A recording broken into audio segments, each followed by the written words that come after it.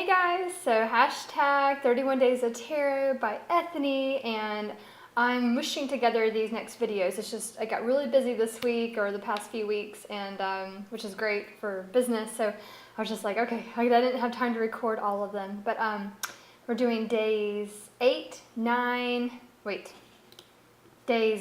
10, and 11. And these are, tarot goals for 2018, tarot decks that I would like to work with more in 2018, and oracle decks that I would like to work with more in 2018. So, tarot goals, I have quite a few. I love tarot, obviously. I love oracle. I really do want to expand the tarot practice as part of my business. I really started at the end of 2017, started really moving into really enjoying and doing more intensive tarot readings. And I really like these long, bigger, juicier readings for clients. So that's expanding more into that, like offering more of that. But also, I have been using a lot of tarot for coaching as well, for my business coaching sessions. So I feel like even at the very least, it's like a very good emotional support, help bring up the kind of questions we need to ask ourselves when we're starting a new path or beginning a project or a business or whatever, anything, just can restart something. It really does help support that journey, I feel. So yeah, just really expanding that as one of my primary tools in regards to spiritual business coaching. So, and among that, other tarot goals, this sort of ties into the decks I want to work with. So, we'll start there. It's kind of like just expanding my knowledge, my expertise, finding new meanings, finding new layers of meanings of the cards, and really just stepping more into like embracing, everyone can, right? Really embracing our intuitive powers. So, with that said, tarot decks I would love to be working with more for this year. The Star Child. I do use this, on a regular basis, but I really do want to step into just using it more. I find that it's like I try to sometimes usually wait for the right situation for my personal readings or the right kind of question for a client, and I really just want to be able to like grab this and use it, and even though it is much more higher chakra of a deck, I do find it is very magical and it's beautiful, and I really do like the bigger spreads with this. I will say, I did earlier in the year, or beginning of summer or late spring, I got this deck, and so I ended up doing a very, spiritual readings with this deck are no joke. And actually just last week I did in the book that comes with it, the guidebook, the Metatron spread. It's a huge spread. It's like with 7 cards, and it's like all about connecting with our chakras and our higher self and cosmic connections. It was very deep. I used this with what is that deck called? Mystical Wisdom Oracle, and it was so profound. I loved it. And of course, I love this. This card did not come up, but look at that Knight of Swords. So into the void that this deck is so magical. So I really do want to use this one more often in my practice. And another one, this one I got in the fall, is the Dark Goddess Tarot. I have only used this once. It's just been a very busy end of the year, and I didn't pull it out much, but it comes with this little book, and it comes with a really good, I have the PDF book for it. I did a 1-card pull, read the goddess message for it, and I was just blown away. And so I didn't pick it up again because I was just like, wow, this is a juicy deck. Yeah, definitely something I have not explored enough for myself personally, so I have not used for others. But this is one I'm going to be pulling out. I feel like this would be great for like a monthly reading check-in with ourselves. I found the guidebook was out of this world for the goddesses, and I love goddesses. So it's like all these dark goddesses. I've always been obsessed with mythology from like a really young age, and you know, I was like the really nerdy kid that had all these Greek mythology texts, you know, like the kind of give you at school. It's like, I think like in 7th grade when I was learning about Greek mythology, and I just dived into it, and I made my mom go, like we had to go to the bookstore and get all these like meaty textbooks on mythology. It was crazy. I just like really, really loved all the stories. So I love this. It's like, even like the just flipping through the PDF book, I was like, I don't know a lot of these myths and these goddesses, and I was like, I need to, like, this is a whole new world. So just because of lack of time and energy for 2017, that's definitely one I really want to dive into. And then the next one, and I've mentioned this, but I do love this deck, the Chamonix. I really want to use this one more often. And I got this one and the Gypsy Palace close together in 2017. And it was kind of like, I knew these decks were going to be more intuitive decks, they're obviously non-traditional. Avalon recommended these in that video I loved. And then also Sacred Seed did a really beautiful walkthrough of this deck if anyone is interested. Elle from Sacred Seed. But definitely this is a deck I need to be pulling out more. It's like to me, it's a soul deck. Definitely one of my soul decks. It speaks to me. I was always hesitating to use it, but then, you know, I was like, well, I haven't gone through the whole guidebook yet. The guidebook is there's a lot going on with this guidebook. There's a lot going on with this deck. I mean, look at that Devil card. The story with the Devil card, I mean, look how brutal, and it's almost like it touches on the horrificness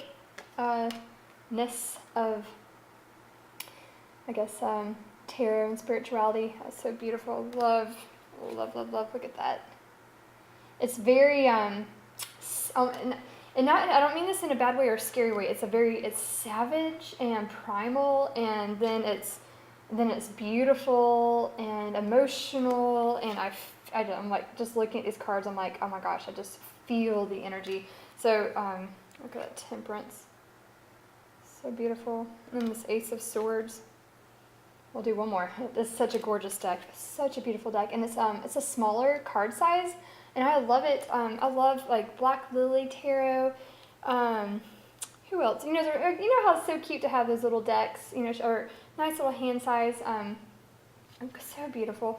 So I definitely want to step into using this more often, because I hate that not hate it, but hesitated on using it more and only using it for like full moon readings, and I was just like, no, I need to, this deck is definitely really special to me. And it comes with 3 world cards. That's one of them, by the way. But and then I had another one with the snakes, and then another one with a girl. And I had the one with it's almost like an anime-looking girl world card. So, and then the next one, the Gypsy Palace, which I feel like I've talked a lot about this one lately. I do love it. I said I had a love-hate relationship with this deck. I almost got rid of it. Elise from Wild Moon Woman was like, keep it, don't get rid of it yet. Try, keep trying. Don't just give up, because I was like, it had given me such I was getting these like mean readings, or I was taking it as a mean reading. And then I finally, it's like I took it camping. We were able to go camping a lot last year, which was so beautiful and so amazing. This card, it was like, this is you. It was like my first reading with it, interview reading. It was like, this is you. It's like 9 of Swords, and look at her. I'm like, I am not neurotic. Let's be clear, Gypsy Palace, but I know it's just how I'm taking it. I know it could be like this message, like with this card. If this card came up for you, like, this is you right now, this is your current state of energy, it'd just be like, I need to chill. It's okay. Life can be chill. It has a Spanish vibe, and like Spanish culture, they take siestas, right? So it's more like, just relax. With you get so worked up. Look at the Strength card. It's so pretty. So I want to use it more. Just, it's so gorgeous. So gorgeous. But it is feisty, so you have to just, to me at least, I have to like prepare myself. But I know it's it has a special place as well, and it is good to have like a better connection with it. So, and then the last one, I had somebody ask me, so for who asked me. So this is the Orosoma. At the time when I bought this, it was right before the out of print issue, or they went out of print with the logo backs. I had just bought this last summer. I got the logo backs. They were out of the bottle backs. And then of course I found out after I'd already bought this and paid for the shipping and everything, and it got to me. It was an expensive deck. They had some bottle backs in stock, and I almost got it. I thought about it, but I was like, I just spent a lot of money on this one. I mean, it wouldn't hurt to have a second copy of this deck because it is so gorgeous. But it is what it is. So I ended up not. So I'm just keeping this one. It was a very beautiful experience when I got this deck. We took a family vacation down to the beach, and I hadn't been to the beach in such a long time, and I was sitting out on the balcony with the ocean. It was beautiful, gorgeous ocean with like Caribbean blue, and just sitting, drinking my morning coffee and getting to know this deck. It was such a beautiful way to connect with a deck. And I have used it quite a bit this year, 2017. Here's one of my cards. This is my birth card. Look how gorgeous she is. So, yeah, number 30.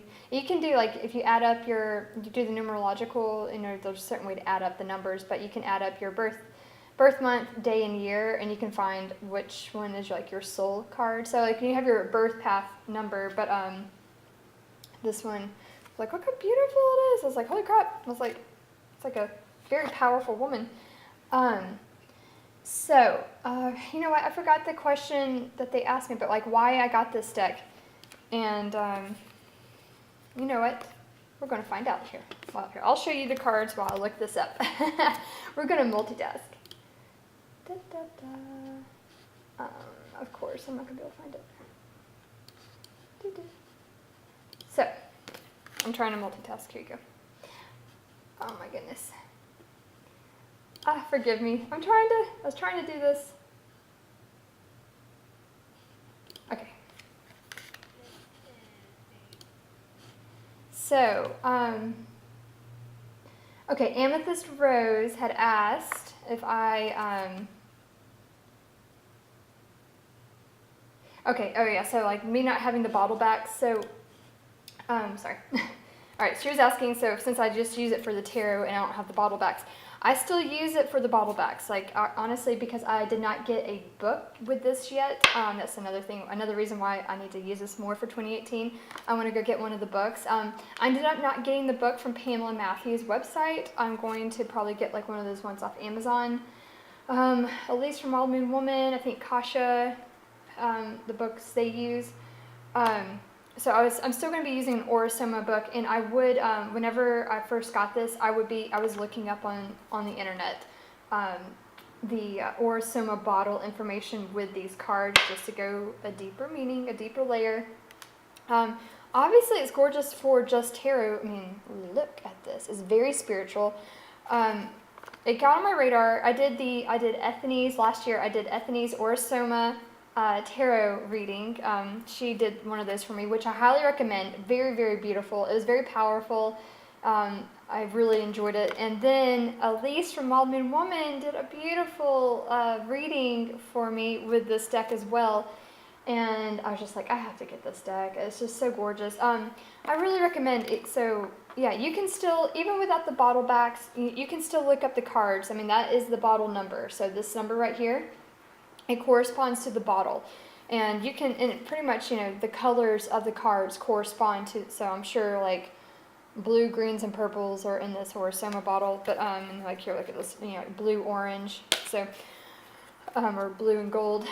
I was going to say, so definitely recommend for very spiritual readings, for energy healers, Reiki practitioners, if you love Ascended Masters and Archangels, obviously, this is great for that. I mean, you saw the Tree of Life, so Kabbalah, if you're into that. I am not I am not totally familiar with all the archangels, but since using this deck, I have been researching, and I found it very beautiful. Look at that Empress.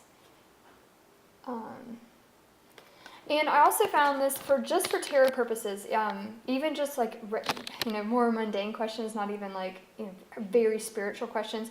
I found it to be really good. It's obviously going to have a very high spiritual perspective on it, but look at that. It is so beautiful.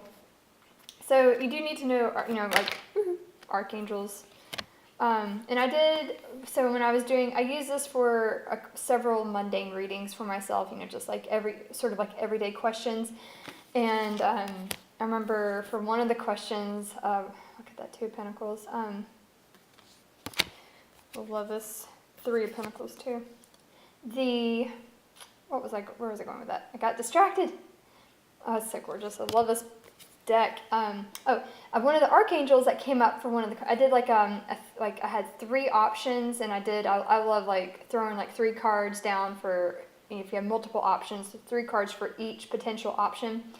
And one of the archangels that came up for one of those questions was right on point. It was so synchronistic, and I loved it. And it was a great way to get to know that archangel. If she comes up, I'll show you. But look how beautiful. So I find it, and also it was very, very, it's very useful just for regular tarot questions, if there is such a thing, just, like regular everyday questions. This deck is beautiful, and if you are familiar with archangels or want to get to know more about archangels and the Ascended Masters, you can't go wrong, and really bringing in a higher spiritual truth to your readings. It does, I feel like it's such a nurturing guidance, and it doesn't have to be it can be, honestly, for everything. I would use this for career questions. I have used it for myself for business readings. So, so much symbology is so beautiful. It's just, look at this Empress. Here's the last one. So, either way, so yeah, even just as a tarot deck, but you can still correspond the bottle or some of bottles to the deck, even without the bottle backs. Obviously that's like a nice extra to have, right? But I was like, it wasn't going to stop me from not using it. Actually, and right as I say this, this is the Birth of Venus. I cannot tell you which one. Forgot. I cannot remember. I haven't used a lot of it, but I have used this. It's so beautiful. So I have one Aura-Soma bottle based on using tarot.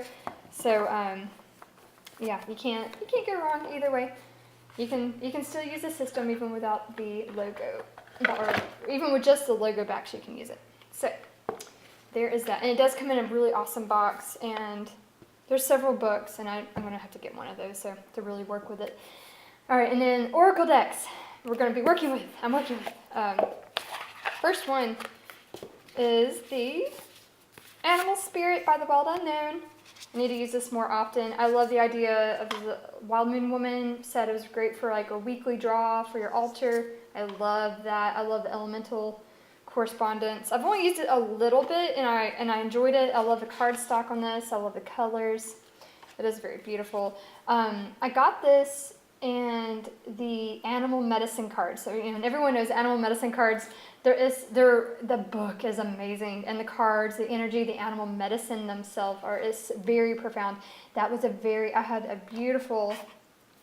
very in-depth reading earlier, or in the middle of last year, for my lover, and I did a really big spiritual reading for him, and with the Star Child and animal medicine cards, and it was so amazing. It was so juicy, and it was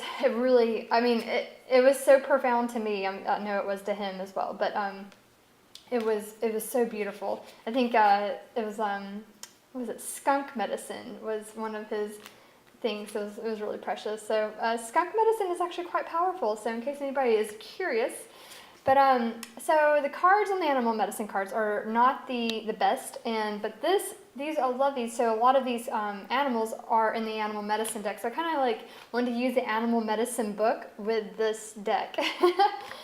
But